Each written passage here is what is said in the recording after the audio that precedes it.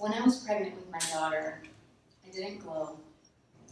I called her an alien till the day she was born. I spent most of my pregnancy nauseous, itchy, and unable to sleep at night. I also cultivated the ability to burp louder than my husband. I didn't have warm, fuzzy feelings toward my child. I just wanted her out. So at 36 weeks, about a month before my due date, I stopped turning my body upside down. Literally, I'm a yoga teacher, and I started walking a lot. I walked to my yoga shala while it was still dark outside, listening to my birthing playlist. Yes, I made a birthing playlist. I took a shower birth class to prepare me for the type of birth I wanted, as well as the chance that that might not happen. 2 weeks of these early morning walks, and my daughter had had enough. My labor pains started on a Wednesday night, right after we finished our breastfeeding class. My husband has a picture of me from that night, wincing while he grins from ear to ear. The implication is that I was wincing in pain, but really I just wanted him to turn the light off so I could get some sleep. The next morning, as it became clear that I was in active labor, we headed upstairs to our bedroom where I spent the next several hours holding on to my husband in all sorts of positions, throwing up, refusing to eat or drink, breathing and moaning through each contraction, wondering how the hell women have done this since the beginning of human life, and thinking that I'd never be able to do it again. No, I did not turn on my birthing playlist. By the time we decided to drive to the hospital, I started to feel an uncontrollable urge to push as my water broke. After that, it was as if some divine force took over my body. Unfortunately, we still had to make it to the hospital, so I had to fight with that divine force to just please hold on for a little while longer. Once we arrived, I got wheeled into the ER, up to labor and delivery, and in my delirium, as the staff was asking for my ID and other nonsense, I screamed, "I can feel the baby's head." I got wheeled into a delivery room and remember looking at the bed for a second. I asked my doula if I had to lie down, and she said, "No, just get on all fours like you have been." So I climbed up on that bed and asked somebody to hold my glasses, because apparently when you're about to push a baby out of your body, you don't want to be covered by glasses. Someone else helped take my pants and soiled underwear off, and I screamed the most primal scream of my life as I pushed out my daughter's head. I was born to do this. Another push, another scream, and she was out. We had chosen not to find out her sex during pregnancy, so as they brought her through my legs and up toward my chest, I asked, "What is it?" "A girl." And as I held her to my skin, crying at her beauty, I became a mother. No longer was this being an alien. She was my daughter. Tavi Varshney Singh.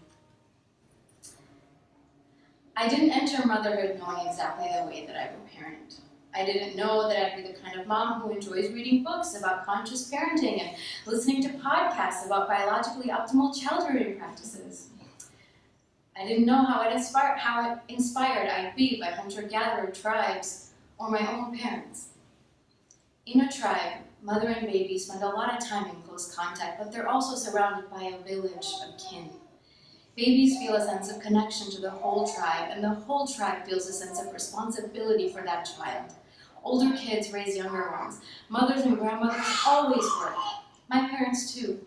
They worked when I was a baby, and after they picked me up from my grandmother's apartment, we'd come home and we'd all sleep in the same bed. So I don't see being a mom as something separate from the rest of my life.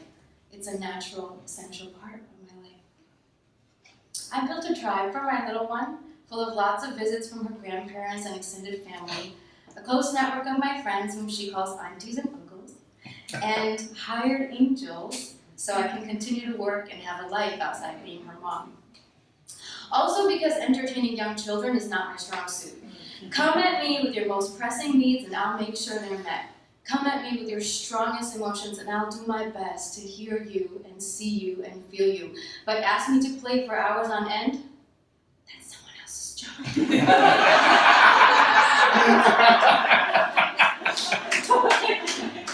I'm not a perfect mom. I make mistakes, big and small.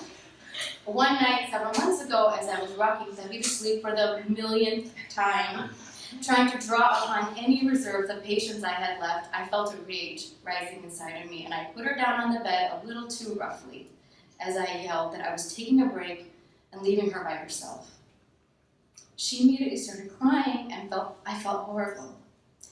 The truth is that my daughter has seen me at some of my lowest moments. You can't really hide from someone who's programmed to want to be with you 24/7. I wish I could say that I forgive myself completely for all the moments in which my anger and frustration have gotten the best of me, but when I look inside, that isn't true. I regret those moments. And yet I have a choice. I can choose to let them define me, or I can choose to let how I handle those moments define me. I choose the latter. After I walked away for a few seconds and saw Tavi's face as she cried, I picked her up and I held her tight. I allowed myself to cry and told her that I was sorry. Mama's sorry. Mama's sorry. As her breathing softened, she said, Tavi's sorry. And we sat like that for a while. Then we continued on with our day. That afternoon, Tavi taught me about forgiveness, and I hope I taught her that I'm imperfect, so it's okay when she is too. That I love her even when her emotions get the best of her, or when she falls or fails. That I'll love her, especially in those times. I'm learning how to love myself, especially in those times too. The other day I was on my mat, practicing before teaching. I'd just gotten through the 9th day of my husband being away for 12 days, and the 3rd night of Tavi having a fever. My level of emotional and physical exhaustion was crippling. In the middle of my practice, a little crack broke through the surface, and I just lied down and wept. I met myself tenderly for a few moments, and then continued the work of putting myself back together. One of my students and friends was right next to me and saw the whole thing. And there was a beauty in that, in being seen. At the Yoga Shala, tears aren't seen as weakness, but as an act of open-hearted courage. We need more spaces like this. Spaces where we can meet ourselves tenderly, have a cry or work through some mom rage, and then transform that into strength. Historically, we would have been surrounded by the many moms who came before us. They'd be our source of comfort, but most of us don't live like that anymore. So we have to first be our own safe space, and then we have to create it for each other. Everyone says there's a before and after when it comes to life with children, and yet still, until it happens to you, there's no way you can fully understand. The surprising part for me, though, has been the way in which motherhood feels like a destiny fulfilled. It's maddening and it completes me. 2 years in, I sometimes look back with a sort of fond nostalgia at the carefreeness of life before Tavi. In those moments when I feel like I'm drowning in all kinds of bodily fluids, my own and my kids, and total meltdowns, my own and my kids, how could I not long for a time when things were easier? At the same time, I don't know that there's any greater joy than hearing her laugh, or watching her mimic yoga postures, or singing 90s music together, or teaching her how to dance through her frustration, or feeling the weight of her body on mine when I hold her. When I take a closer look at these last 2 years, I realize that Tavi has made me a stronger, more capable, more loving version of myself. She's the clearest mirror I've ever had, exposing my vulnerabilities and shining back my gifts. I want her, more than anything, to feel that she belongs.